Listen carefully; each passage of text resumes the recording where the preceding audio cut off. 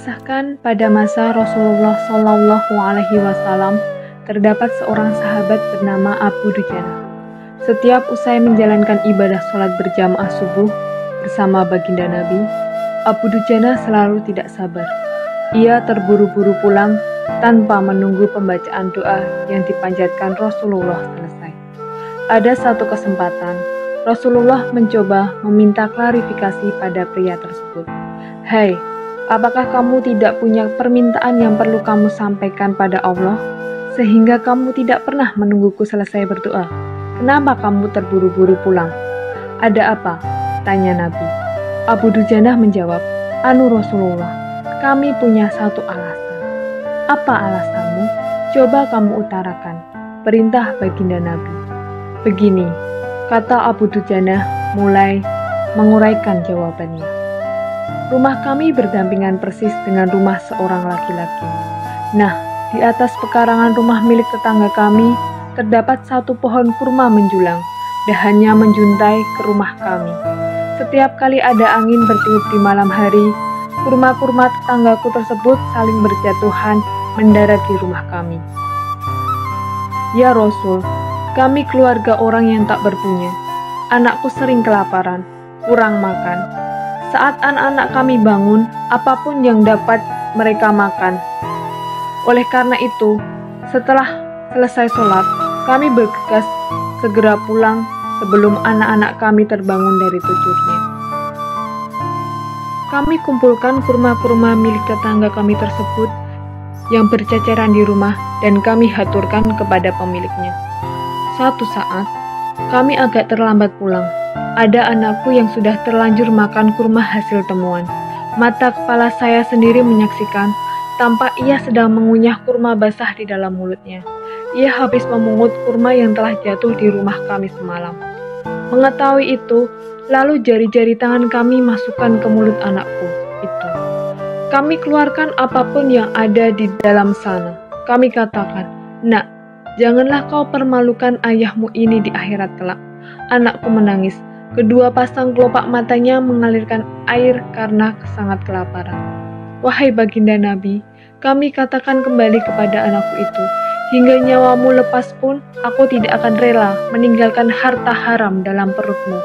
Seluruh isi perut yang haram itu akan aku keluarkan dan akan aku kembalikan bersama kurma-kurma yang lain kepada pemiliknya yang berhak."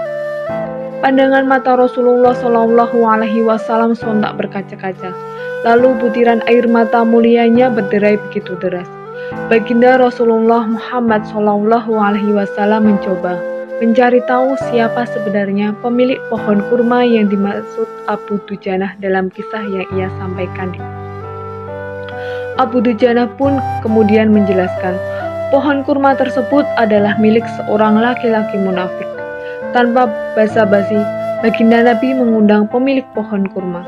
Rasul mengatakan, "Bisakah tidak jika aku minta kamu menjual pohon kurma yang kamu miliki itu?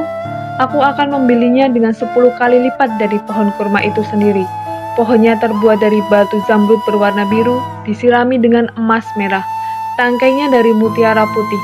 Di situ tersedia bidadari cantik jelita sesuai dengan hitungan buah kurma yang ada." Begitu tawar Rasulullah Shallallahu Alaihi Wasallam.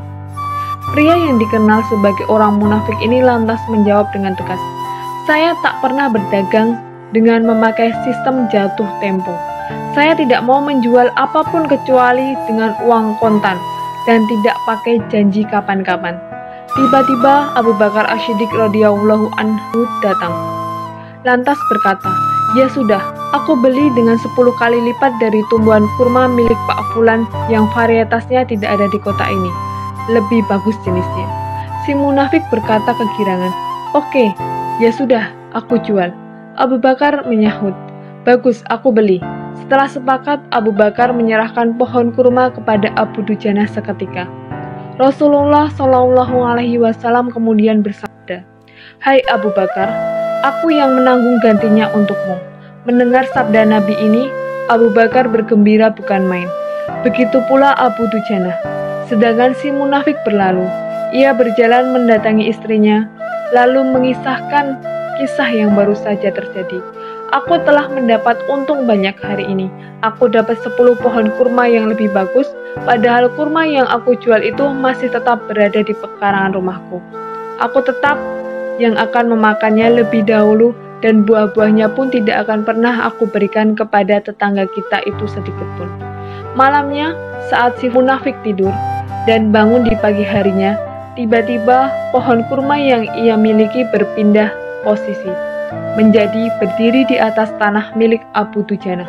Seolah-olah tak pernah sekalipun tampak pohon tersebut tumbuh di atas tanah si munafik. Tempat asal pohon itu tumbuh, rata dengan tanah. Ia keheranan tiada tara.